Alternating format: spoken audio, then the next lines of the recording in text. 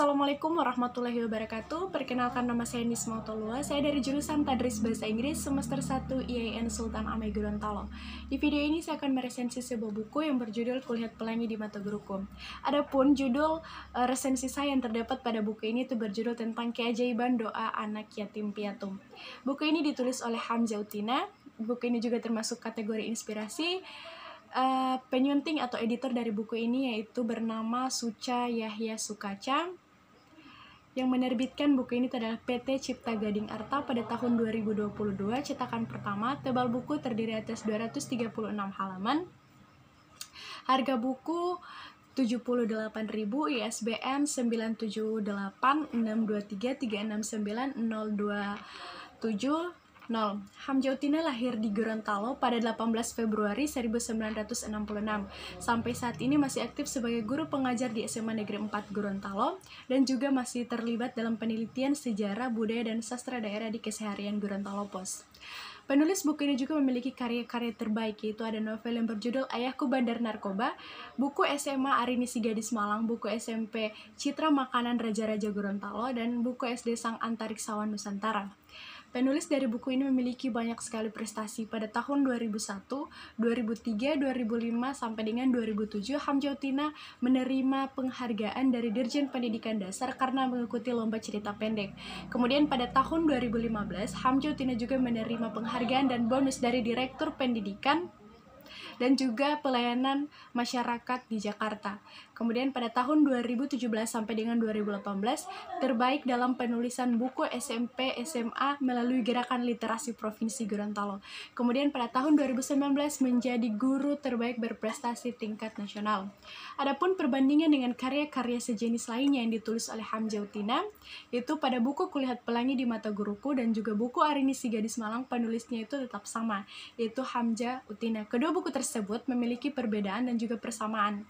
Persamaan kedua buku tersebut itu sama-sama memiliki tema, yaitu tentang perjuangan. Keduanya pun menggunakan alur maju. Kedua novel tersebut menghadirkan personal ketiga, yaitu Dia Yang Maha Tahu. Perbedaan dari kedua buku tersebut yaitu pada buku ini Kulihat Pelangi di Mata Guruku ini perbedaannya itu latar tempat. Di sini latar tempatnya itu tentang perkotaan, rumah-rumah mewah, dan juga jalan-jalan yang ramai dengan lalu lintas. Kemudian pada buku Arini Si Gadis Malang yang ditulis juga oleh Hamzah Utina, dia berlatar tempat tentang pedesaan di mana ada rumah-rumah sederhana dan sungai-sungai kecil.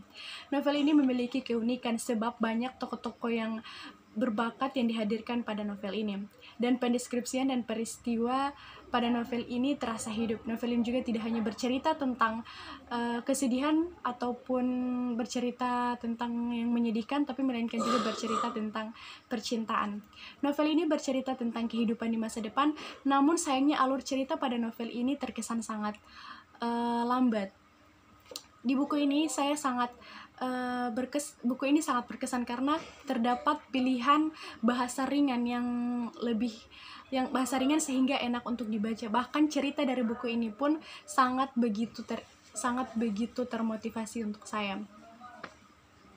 Isi dari resensi saya yang terdapat pada buku ini bercerita tentang dua orang bersaudara yang sebelumnya memiliki kedua orang tua yang lengkap. Mereka adalah keluarga sederhana yang selalu sabar dan tabah dengan menjalani pahit getirnya kehidupan, terutama himpitan ekonomi yang hampir setiap hari mendera.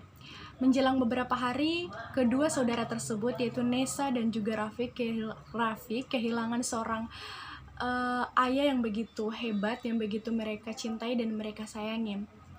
Setelah kematian ayah dari Nesa dan juga Rafiq, menjelang beberapa hari, Rafiq dan juga Nesa kehilangan wanita yang begitu hebat dan begitu mereka sayangi, yaitu ibu mereka. Sehingga Nesa dan juga Rafiq menjadi anak yatim piatu yang harus berjuang untuk kehidupan dan masa depan mereka sesuai dengan harapan-harapan kedua orang tua mereka dan juga harapan mereka di mana mereka ingin sukses di hadapan kedua orang tua mereka. Namun takdir berkata lain, di saat Nesa memasuki jenjang SMA, namun Nesa harus kehilangan kedua orang tersebut. Namun Nesa dan juga adiknya tidak pernah berhenti. Dengan seiring berjalannya waktu, Nesa tetap berjuang dan berdoa sehingga Nesa menjadi seorang guru dan bisa menyekolahkan adiknya Rafiq. Keunggulan karya ini dapat menuntut para remaja agar bisa sabar dalam memperjuangkan segala sesuatu, tabah dalam menjalani kehidupan. Buku ini mudah sekali untuk dipahami karena menggunakan bahasa yang populer. Cover buku ini juga sangat menarik karena terdapat seorang perempuan yang berada di jalan. Mungkin maknanya dari buku ini adalah mencari jalan kemenangan atau jalan masa depan. Pada buku ini masih terdapat beberapa kata yang kurang dimengerti, terutama untuk kalangan pelajar dan orang-orang yang malas membaca. Tinjauan bahasa pada novel ini memiliki bahasa sarkasme, yaitu menyatakan sesuatu tapi dengan bahasa yang tidak sopan. Pengetikan dalam novel ini masih terdapat beberapa kekeliruan. Contohnya itu mengajak, namun pada novel ini pengetikannya itu adalah mengajakin sehingga tidak terlihat menyambung. Kemudian buku ini sangat cocok untuk kalian baca karena pada buku ini terutama untuk kalangan para remaja, karena buku ini banyak sekali motivasi dan nasihat yang harus kita ambil, terutama untuk kita para remaja yang sekarang sedang memperjuangkan masa depan ataupun masa depan yang kita inginkan ke depannya. Jadi saya sarankan untuk buku ini agar bisa dibaca karena buku ini banyak sekali terdapat motivasi, terutama untuk kalian yang ingin memotivasi diri kalian agar bisa semangat dan sesuai dengan apa yang kalian inginkan. Oke, itulah isi resensi dari saya. Lebih dan kurangnya saya mohon maaf. Wassalamualaikum warahmatullahi wabarakatuh.